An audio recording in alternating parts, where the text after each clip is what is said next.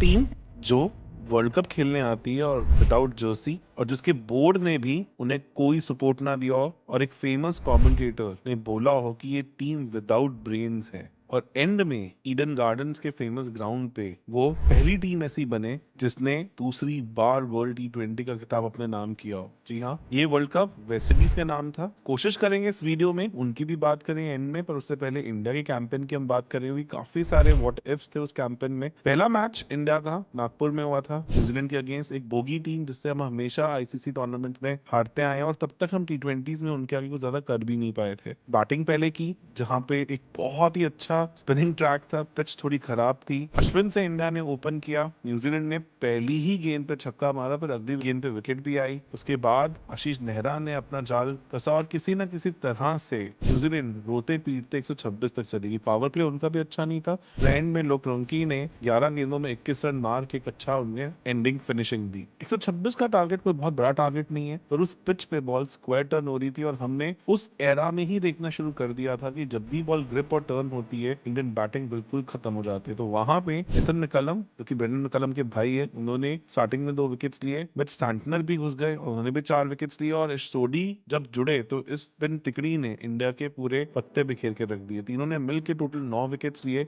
और India 100 run भी नहीं पूरी कर पाई और बुरी तरह इस मैच को हार गई। सिर्फ MS धोनी लगे थोड़े कन्विंसिंग, जिनके बदले से कुछ रन आए, और एंड तक उन्होंने गेंद को छोड़ा नहीं, कोशिश की कि इंडिया के लिए इस मैच को जीते, पर बाकी कोई बैटर बहुत ज्यादा कन्विंसिंग लगा नहीं। बीच में थोड़ा सा कोहली के बल्ले से भी रन आने शुरू हुए थे, पर जैसे ही वो आउट हुए तो ऐसा लगा कि इंडिया का पूरा चैलेंज ही इस मैच में खत्म हो गया। एक शुरुआत जो इंडिया ने एक्सपेक्ट नहीं की थी, शायद किसी ने भी एक्सपेक्ट नहीं की थी, और उसके बाद कारवां इंडिया का कोलकाता के फेमस ईडन गार्डन ग्राउंड में गया। वहां पे अमिताभ बच्चन जी ने जब नेशनल एंथम गाई तो लगा कि आज एक बहुत तगड़ा मैच होने वाला है। बारिश के चलते मैच सिर्फ 18 ओवर का हुआ। वहां पे पाकिस्तान ने भी एक थोड़ा आउटडेटेड क्रिकेट खेल के दिखाया, बहुत स्लो स्टार्ट, और जब लगा कि इंडिया की ग्रिप उस मैच में काफी स्ट्रांग हो गई है, तो वहां पे उमर अकमल और शोएब मलिक ने तेजी से रन मार के थोड़े से स्कोर को रिस्पेक्टेबिलिटी देने की कोशिश की। फिर से क्लस्टर्स में विकेट गिरी, और 18 ओवरों में सिर्फ 118 रन ही पाकिस्तान मार पाई, जहां पे इंडियन स्पिनर्स ने और नेहरा जी ने ओवरऑल काफी अच्छी बॉलिंग की। इंडिया बैटिंग करने आई, और वहां पे ऐसा लगा कि इंडिया के पास कोई जवाब नहीं। रोहित शर्मा आमिर का शिकार बने। उस पूरे एरा में ऐसा लग रहा था कि आमिर शायद रोहित के दिमाग में रहते हैं। और उसके बाद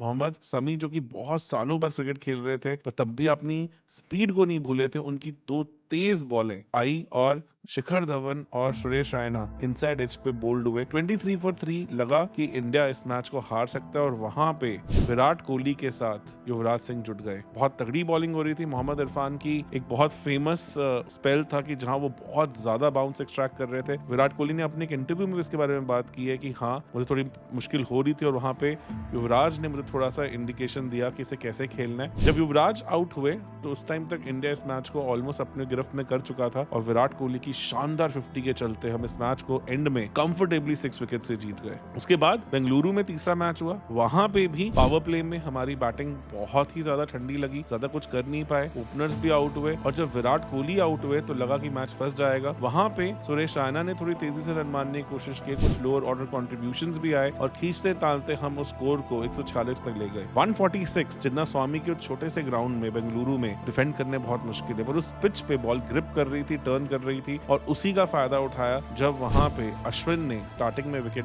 निकाली। सुरेश रैना भी पिक्चर में आए, उन्होंने भी विकेट निकाला, और एक MS धोनी का एक्स्ट्रा ऑर्डिनरी स्टंपिंग स्किल हमें वहां पे देखने को मिला। पर एक टाइम पे जब लग रहा था कि 9 ओवरों में 60 रन और आराम से ये मैच बांग्लादेश जीत सकती है, वहां पे एक मिडिल ऑर्डर कोलैप्स हुआ, जिसके चलते इंडिया को मैच में वापस आने का मौका मिला। आखिरी 5 गेंदें हार्दिक पांड्या के हाथ में गेंद, वहां पे उनके विकेट कीपर और बहुत पुराने लेजेंड उनके मुस्तफिर बैटिंग कर रहे थे। उन्होंने 2 गेंदों में 2 चौके मारे और एक अर्ली सेलिब्रेशन करके दिखाया। 3 गेंदों में 2 रन, और उन्हें ऐसा लगा कि वो मैच जीत गए हैं। उसके बाद जो हुआ वो शायद इंडिया बांग्लादेश राइवलरी का सबसे पीक मोमेंट बन के आया। सबसे पहले खुद आउट हुए एक शॉर्ट बॉल पे बुल मारने के चलते। मोहम्मदुल्लाह आए, एक्सपीरियंस प्लेयर, बहुत सालों से ऑलरेडी बांग्लादेश के लिए खेल चुके थे। फुल टॉस को उन्होंने भी डबल ना लेके विनिंग शॉट, ग्लोरी शॉट मारने की कोशिश की, और वो आउट हुए। आखिरी गेंद पे 2 रन रिक्वायर्ड थे, और वहां पे हार्दिक पांड्या और MS धोनी ने अपनी सूझबूझ का परिचय दिया।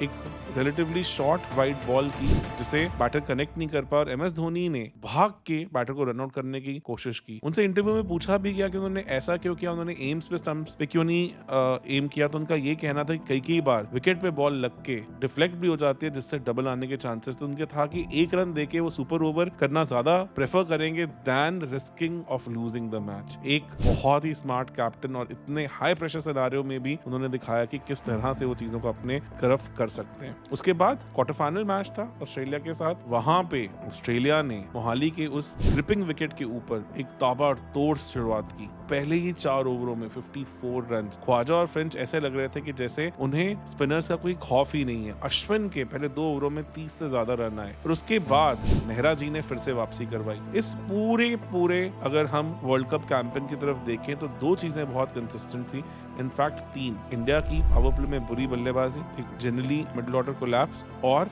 नेहरा जी की कंसिस्टेंट बॉलिंग। पूरे टूर्नामेंट में उन्होंने बहुत ही बढ़िया बॉलिंग की, 24 से ज्यादा रन कभी दिए नहीं और विराट कोहली के बल्ले से रन। यहाँ पे फिर जब नेहरा जी ने ख्वाजा को पवेलियन वापस भेजा तो वहां पे वार्नर आए। वार्नर को एक बहुत स्मार्ट तरीके से अश्विन ने स्टंप आउट करवाया। उसके बाद युवराज भी पिक्चर में आए, उन्होंने भी स्टीव स्मिथ को वापस भेजा और किसी तरह से लगा कि इंडिया इस मैच में बना हुआ था। आखिरी ओवर में 16 रन आए, एक अच्छा स्ट्रॉन्ग फिनिश दिया वहां पे ऑस्ट्रेलिया ने और 161 रन स्कोर कर दिए। इस पिच पे काफी बड़ा टोटल लग रहा था। फिर से पावर प्ले में थकी हुई बैटिंग और जब शिखर धवन और रोहित शर्मा आउट हुए तो ऐसा लगा कि ये मैच फंस जाएगा। उसके बाद भी कुछ ज्यादा नहीं हो पाया। फिर सुरेश रैना भी चलते बने। 49 for 3 पे लग रहा था कि जैसे इंडिया का चैलेंज इस मैच में खत्म होना शुरू हो गया। युवराज ने पूरी कोशिश की रन मारने की, पर वो भी जब आउट हुए तो उस टाइम पे 6 ओवर्स में 67 रन चाहिए थे। एंड में आते आते 19 बॉलों में 19 बॉल्स, यस 43 रन रिक्वायर्ड थे। उस तरह की पिच में जहां पे ड्यू भी नहीं आई थी, बॉल ग्रिप कर रही थी और ऑस्ट्रेलियन बॉलिंग लाइनअप एक अच्छा स्पेल डाल रही थी, लग रहा था कि मैच अब खत्म हो गया। तब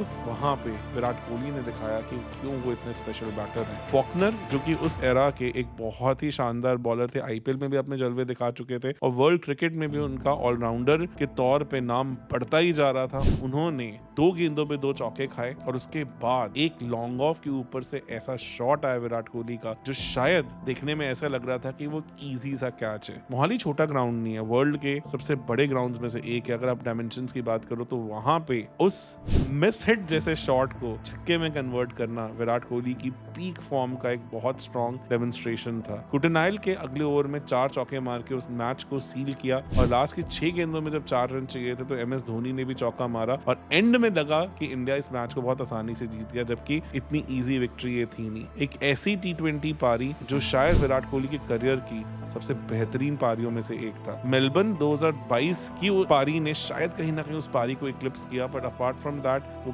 बहुत ब्रिलियंट नॉक था। सेमीफाइनल्स में हम पहुंचे, वहां पे वेस्ट इंडीज हमारी वेट कर रहा था और वानखेड़े में ड्यू आने का बहुत बड़ा चांस था। इंडिया पहले बल्लेबाजी करनी आई और इस बार लगा कि प्लान अलग है। रोहित शर्मा ने ताबड़तोड़ शुरुआत दी, पर उनके पार्टनर अजिंक्य रहाणे फिर भी थोड़े फंसे हुए लगे। जब फर्स्ट विकेट आउट हुई तो इंडिया 7 ओवरों के आसपास 62 रन बना चुका था। वहां पे रहाणे 14 गेंदों में सिर्फ 17 रन पे थे, पर उनके पार्टनर रोहित शर्मा ने 30 गेंदों में 43 रन दिए। एक इकलौता ऐसा मैच जहां पे पावर प्ले में इंडिया ने अच्छी बैटिंग की, पर उसके बाद ऐसा लगा कि इंडिया कहीं ना कहीं मोमेंटम थोड़ा सा लूज कर गया। उसके बाद विराट कोहली आए, डबल्स और सिंगल्स के मास्टर रहे हैं वो, पर वहां पे शायद अजिंक्य रहाणे को थोड़ा और खुलने की जरूरत थी, थोड़ा और उन्हें इम्पेटस लेने की जरूरत थी, क्योंकि उसके बाद भी उन्होंने 21 गेंदें और खेली और सिर्फ 23 रन वहां पे जोड़े। कहीं ना कहीं वो एक फेज था जो डेमोन्स्ट्रेट करता है कि इंडिया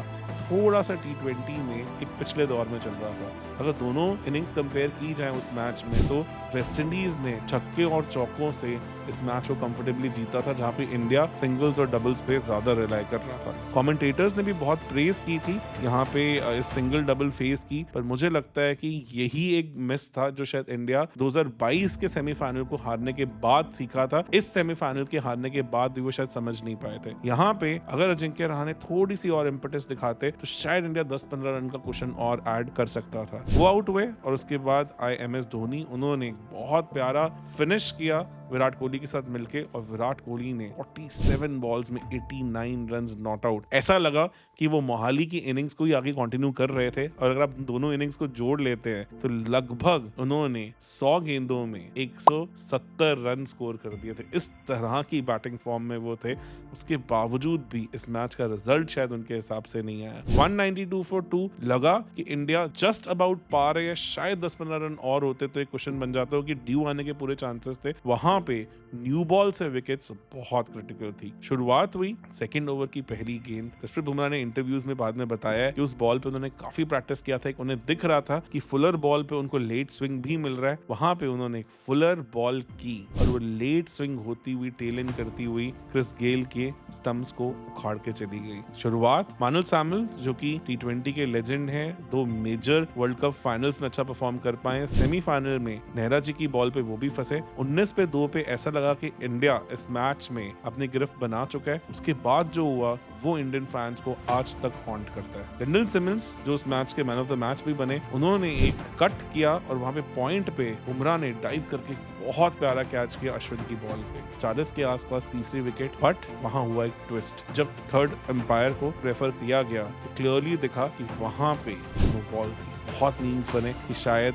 बड़ी हील वाले जूते पहनने चाहिए, लंबी हील वाले जूते पहनने चाहिए, बहुत कुछ बातें हुई, पर वो मैच का टर्निंग मोमेंट था। वहां से चार्ल्स और सिमंस ने मिलके इंडियन बॉलर्स की पूरी तरह से धुनाई की। ड्यू के चलते इंडियन स्पिनर्स बॉल को ग्रिप नहीं कर पा रहे थे, और वही इंडिया की स्ट्रैटेजी रही थी कि एक स्पिन चोक के साथ इंडिया ने उस टूर्नामेंट के फाइनल तक को सफर पूरा किया था। वहां पे विराट कोहली को बॉल मिली और उन्होंने दिखाया कि कितने फियर्स कॉम्पिटिटर है। उन्होंने चार्ल्स को आउट किया अपनी पहली गेंद पे, और लगा फिर से मैच फंस सकता है। 7 ओवर में लगभग 90 रन के आसपास रिक्वायर्ड थे, और वहां पे फिर से इंडियन सिमंस का एक और कैच आया हार्दिक पांड्या की बॉल पे, और लगा मैच यहाँ फिर फंस गया। पर फिर थर्ड एम्पायर पे कहानी गई और पता चला वो भी एक और नो बॉल।